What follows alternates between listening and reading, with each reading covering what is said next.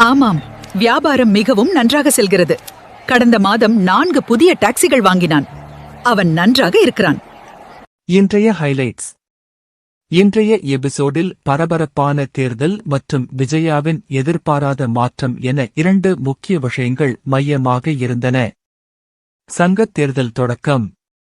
பூ வியாபாரிகள் சங்கத் தேர்தலில் மீனாவை எதிர்த்து சிந்தாமணி போட்டியிடும் நிலையில் இன்று வாக்குப்பதிவு விறுவிறுப்பாக தொடங்கியது.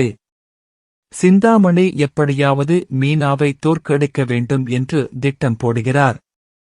மக்களுக்கு பணம் கொடுத்து வாக்குகளை வாங்க முயற்சி செய்கிறார்.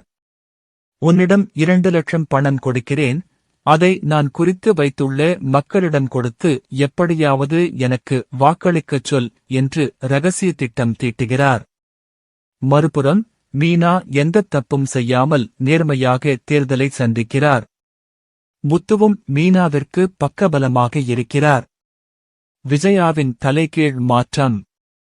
எப்போதும் முத்து மற்றும் மீனாவை குறை சொல்லும் விஜயா என்று அப்படியே மாறி பேசியது அனைவருக்கும் அதிர்ச்சியைத் தந்தது. அமெரிக்காவிலிருந்து ஒரு பெண் தனது குடும்பத்துடன் வீடியோ காலில் விஜயாவிடம் பேசுகிறார். அப்போது விஜயா முத்துவைப் பற்றி மிகவும் பெருமையாக பேசுகிறார். முத்து வெறும் டிரைவர் மட்டும் இல்லை, அவனிடம் 3 வண்டிகள் இருக்கின்றன. நல்ல பிசினஸ் செய்து வருகிறான் என்று புகழ்ந்து தள்ளுகிறார். விஜயாவின் இந்த திடீர் மாற்றத்தைக் கண்டு அண்ணாமலை உள்ளிட்ட குடும்பத்தினர் ஆச்சரியமடைகிறார்கள். வாக்குப்பதிவு. காலை முதலே குடும்ப உறுப்பினர்கள் அனைவரும் வரிசையில் நின்று வாக்களிக்கத் தொடங்கினர். மீனாவும் சிந்தாமணியும் தங்களது வாக்குகளை பதிவு செய்தனர். தேர்தலின் முடிவுகள் என்னவாகப் போகிறது?